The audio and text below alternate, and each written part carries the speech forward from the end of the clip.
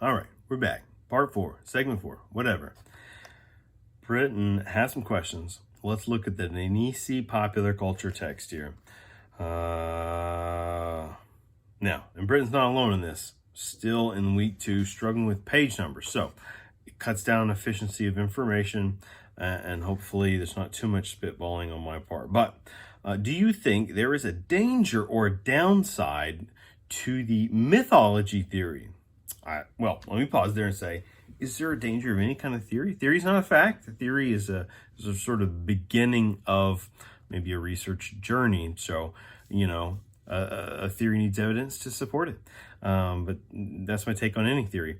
But is there a danger or downside to mythological theory? Interesting. I'm curious to where this goes. Is using mythological tropes and archetypes in modern pop culture leading to one-sided mindsets or stereotypes? A couple of things coming out of that. I would say, in terms of stereotypes, what's an example, or what are multiple examples? I would love to cast that on the class and see what you all think about that. And in terms of leading to one-sided mindsets, I think it's an interesting time to jump right down to the next question here. Is there ever a benefit to the oppositional constructs of dualities like night versus day, us versus them, good versus evil, and so on? And do these types of oppositions have their place and role? What is it? I'm not sure what that means, but I do want to fold it back up to the previous question to say, is there a danger to it? Well, let's see. Us versus them type, good versus evil. You know what I was going to do? I was going to pull up in between rereading those questions earlier and then doing a record. I'll read them, I'll have read them, and then I'll reread them and write some notes, and then kind of come back and talk about those. And I found some today. Today's a day where you're seeing, every day you see memes all over the place, but a lot of politically active memes. And I'm seeing some that have to do with tensions, or maybe produced tensions between the United States and Iran, right? So, aka Iran.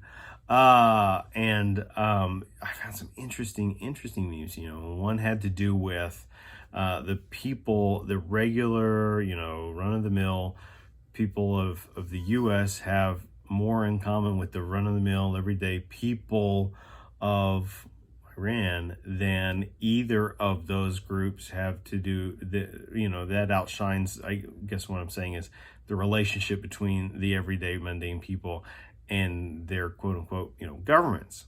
And there was another one as well, but the device I recorded on is recording these comments, so I can't access it. But I'll try to drop those into our discussion box. Anyway, let me take a gander at that. I think it helps comment on it, make this point about the danger of over relying on these oppositional theories. I think oppositional theory is one of the most fascinating theories we access in this, and there's another course where we kind of get into it a little bit. It's fascinating because we use it so much, because we rely on it so much. And just like stereotyping by definition, right? Stereotypes, when you think about stereotyping people, okay, let's use that as an example, because that's who we're usually communicating with. Stereotyping's a natural phenomenon. It's a cognitive function. It's a cognitive phenomenon that we practice. And if we didn't practice at a conscious level, we're still practicing at an unconscious level, because it's the storing and organizing of informational units in order to make sense of something or the world around us. Now, what we want to understand, the distinction being, is that the danger is an over-reliance upon stereotyping, or of stereotyping, because this leads to what we call ethnocentric behaviors or ethnocentric beliefs, aka ethnocentrism, right? And belief in one's own culture as uniquely supreme or superior over others. And you know, different cultural groups have strengths and weaknesses. Like, let's recognize that. The point about it all, though, is that what a lot of people want to just make those instant judgment calls without considering all the information first. That is when we get ourselves into situations that can create more harm than good, right? Ethnocentric beliefs and behaviors. And so sometimes that we think about that use of labels of the, you know, good versus evil, or even, and this is innate to sports, right? That us versus them mentality. Adversaries, you know, rivals is kind of a soft term, but then enemy is a little bit harder of a term. And what kind of, just think about the wildest, you know, videos or instances you've personally observed, the kind of feverish behaviors you can get out of people under those circumstances is surreal, right? And so we can think about that in the context of, you know, stereotyping. Some of our worst decisions can come at the moments of low awareness. I think about the first season of the TV show Lost. Yeah, it was so fascinating early seasons because it was doing all this character work, this character studies, and you had characters put together under extreme circumstances in an inescapable situation, and their differences at first were driving them apart, but they had to be able to overlook and overcome those to survive, to come together, right? So there you go. Now you can go binge watch that show and feel like you're doing some hefty homework, and maybe you are. Writing in the 21st century, can someone still be an effective writer, speaker, etc., without using proper grammar? Well, anyone can be anything, technically speaking, but the average person cannot be effective, if we're just to use that exact same word, without consistent self-improvement of some kind of, you know, training.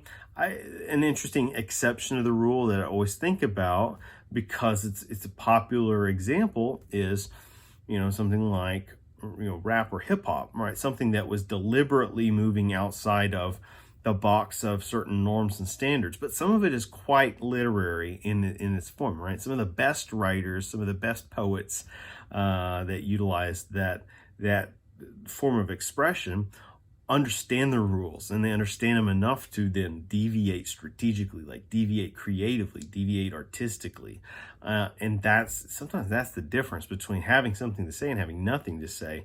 I think we have broken down a lot of barriers about maybe cultural dialects. Okay, so people that, you know, there used to be all this research that would show people that sounded like they were from the South were perceived as less intelligent. People that, you know, and so on. You could break it across all these demographic barriers. Now, is some of that still true today? Yup. And why is some of it still true today? Well, some of us still rely on those like personal biases and stereotypes to inform us. And then some of us just aren't trained enough to parcel what's being said as opposed to how is it being said. And, well, once again, how do you get to that point?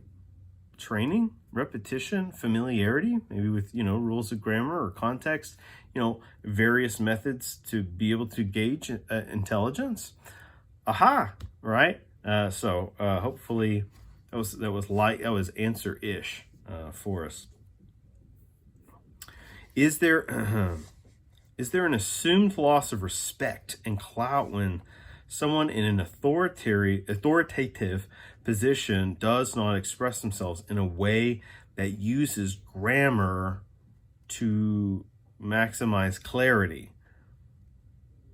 And I think I answered this a little bit in the previous question. I guess I would leave it at there used to be, but we are amidst a season of erosion, right? I mean, kind of open-coded there, a season of erosion.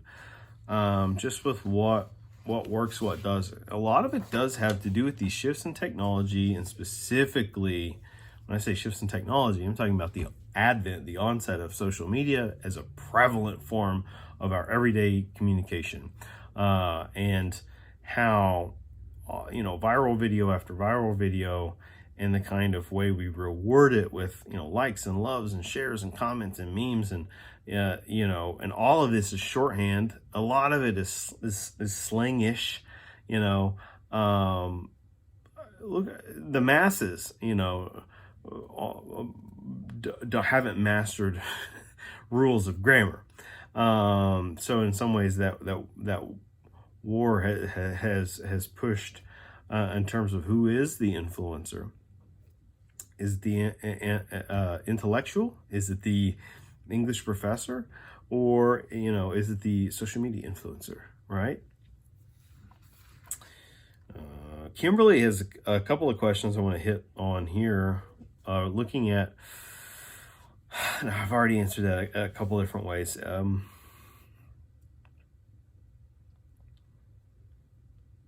In the pop culture text, page 63 references the section on moral panic theory. We have touched upon, but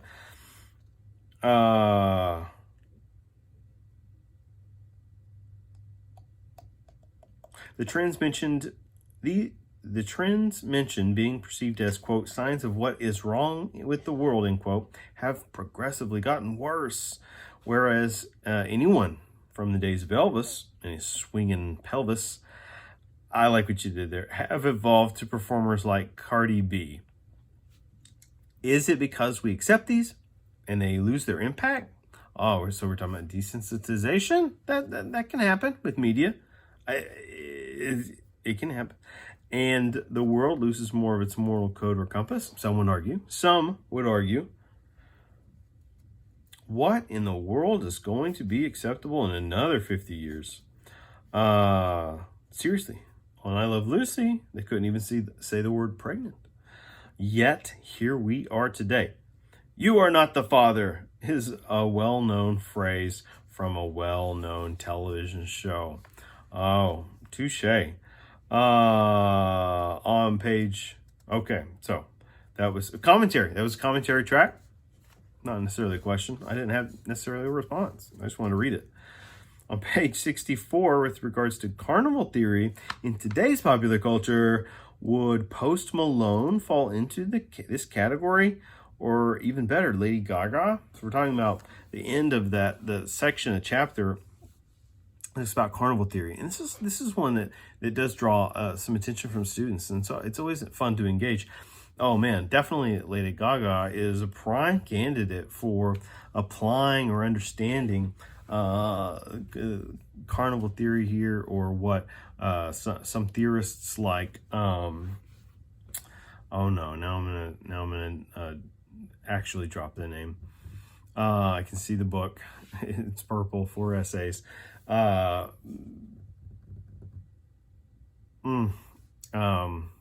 The carnivalesque, right? So this idea of the bizarre, the grotesque, even. Lady Gaga's embraced and utilized that in her performance art, right? So when we think back to when she really came on the scene, not the kind of glam movements that she's had where she's quote unquote becomes relatable, and Super Bowl halftime and all that, but before that, right, the really artistic looking stuff in her craft absolutely kind of falls in line with that carnival theory thought. John Fisk has written about a lot, but I'm thinking of, oh my goodness, I just haven't read the book in a while. Bakhtin, that's right.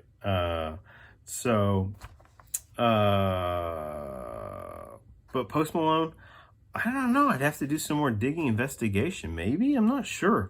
I don't know enough about his shenanigans, performative style, but maybe I noticed the way like there's an over adornment like of like facial tattoos and things like that, and you kind of think of like the carnivalesque like look of intentionally, overtly performing different than society's, status quo. And maybe there's something there, but what I did think of is one of these few references is I remember coming across this just ridiculous internet video several months ago, where it was a video of Ric Flair, yes, the wrestler, and he's at it looks like a beer pong table backstage at some event. You don't know, is it a concert? I don't know. Is it a wrestling event? I don't know.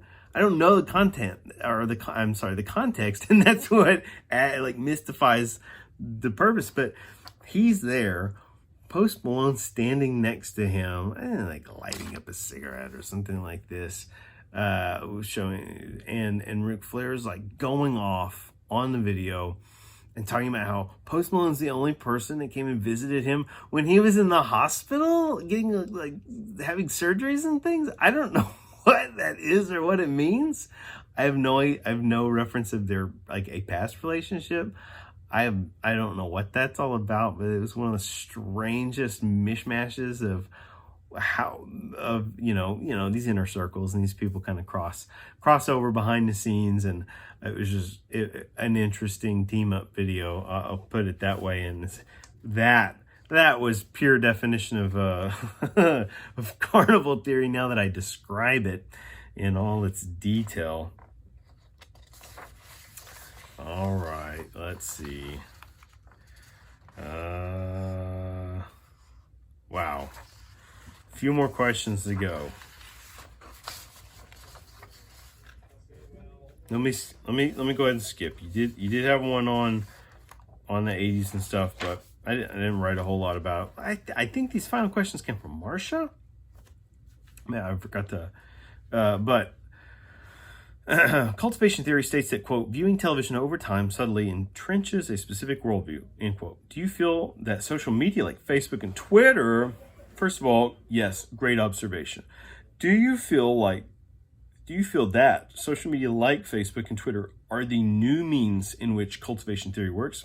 That sounds like a great hypothesis. In need of a researcher to seek out and determine. Does it hold the same effect, since we can respond and share our opinions on social media that we could not with television? Ooh, possibly even more impactful for the following factors. It's immediate. I'm talking about social media, especially the way we access it on handheld digital devices now. It's immediate. It's isolating, right? It's called social media, but you do it in a privatized way, or think about when you're in a room with people that, will alienate, kind of separate themselves to, quote unquote, be social on that media. It's stimulating. It's highly stimulating. Well, that, stimulating from the term, to stimulate, or in other words, a stimulant. That is to say, a depressive. Oof. There's some interesting wording associated there.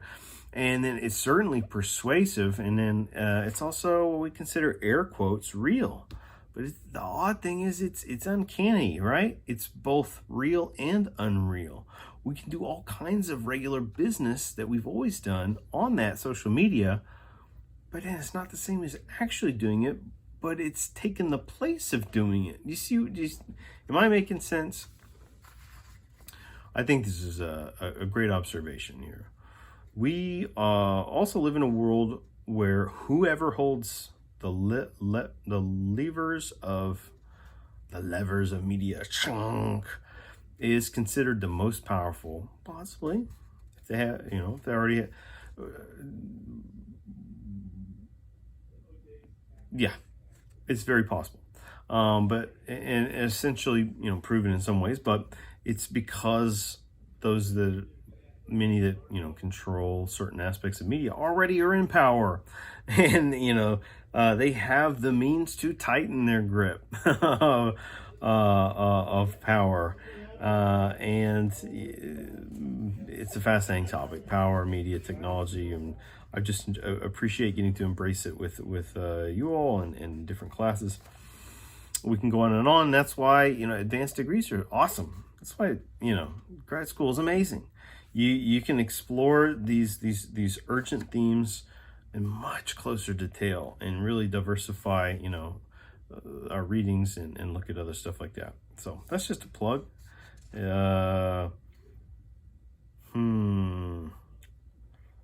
Why have grammar rules relaxed more for digital writing and reading? Well, culture has deemed it so, and technology has enabled these mechanisms of, expediency, and we want to be faster, we want to be quicker, we want to be quippier. Finally, cyberfeminism claims that cyberspace is a space where gender, race, and class do not matter. Why is that so? And I would start by saying it is a claim, first of all. So it's in other words, a position. It is a call for equality on the basis of digital spaces representing a kind of even or evening playing field. That is, a claim by cyberfeminism. But this position gets disrupted all the time, right? We have social media sites. They represent this ongoing site or place of tremendous tension. And a lot of this discourse, there's healthy discourse online, and there's a lot of, toxic displays as well. There's a lot of antagonism and antagonistic behaviors that go on, that coincide with some of the healthier practices. We see some of the healthier connections that get made as a result of the cyber webs. So that's a lot to think about, a lot to chew on for week 2. Excellent questions that just tackle these topics in different ways, and hopefully this information is useful to you. And whether it is or isn't, we'll continue to work to provide content to just help us reach these goals and gain a stronger awareness and intuitiveness, and ultimately co-create digital media literacy between us. Thank you.